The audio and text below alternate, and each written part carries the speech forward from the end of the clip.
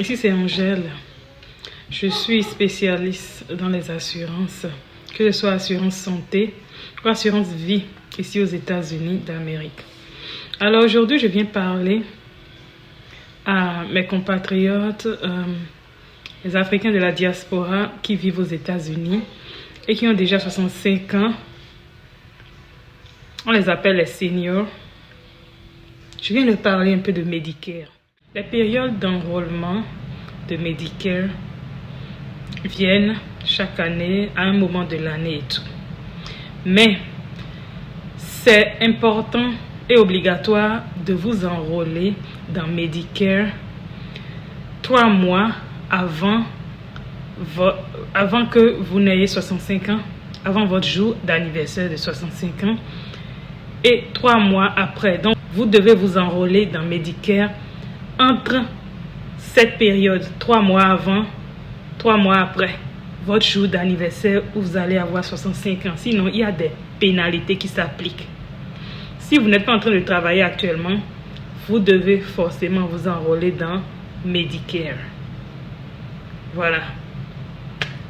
Donc, passons à la suite. Aux États-Unis, ici, c'est impératif d'avoir une assurance santé. Surtout à partir de 65 ans. Parce qu'à partir de 65 ans, on commence à vieillir et alors, on a besoin d'un suivi méticuleux sur sa santé. Alors, pour ceux qui ont travaillé ici, pendant qu'ils étaient en train de travailler, ils ont payé Medicare, ils ont cotisé un peu du côté de Medicare.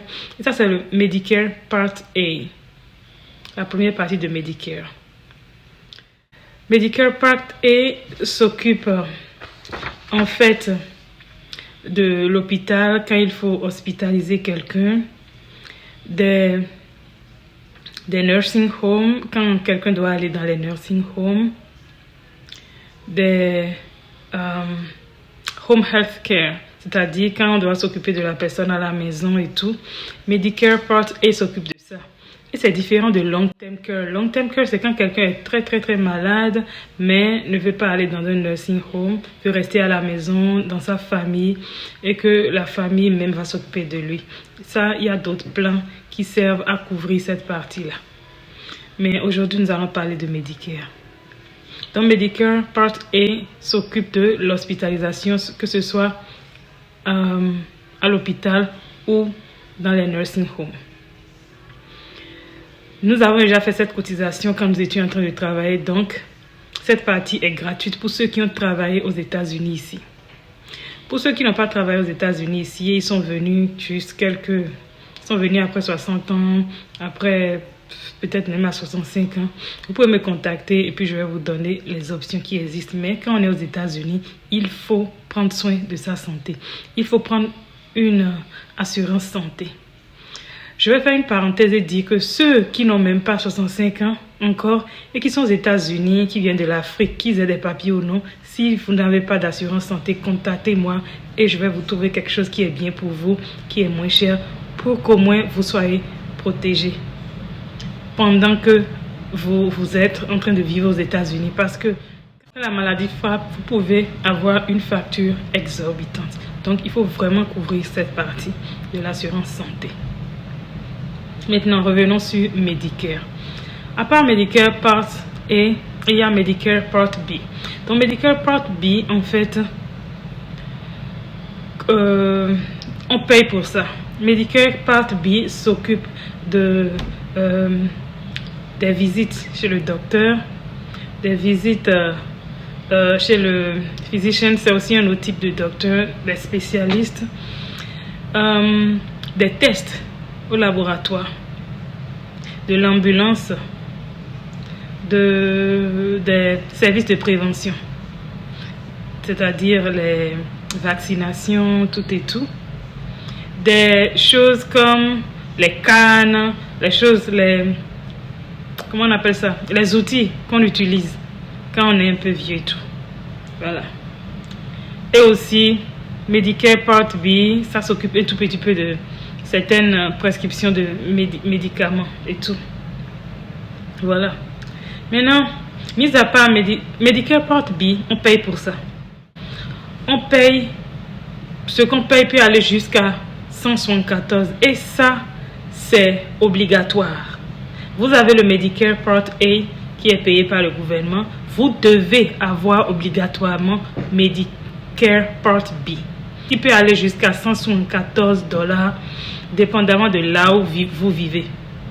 En plus de ça, il y a quelque chose qui s'appelle Medicare Part C qui est Medicare Advantage. Mais ça, ce sont des sociétés privées qui ont ça et qui vous font... Bon, souvent, il y en a qui font de 0, ça va de 0 à 50 $ par mois.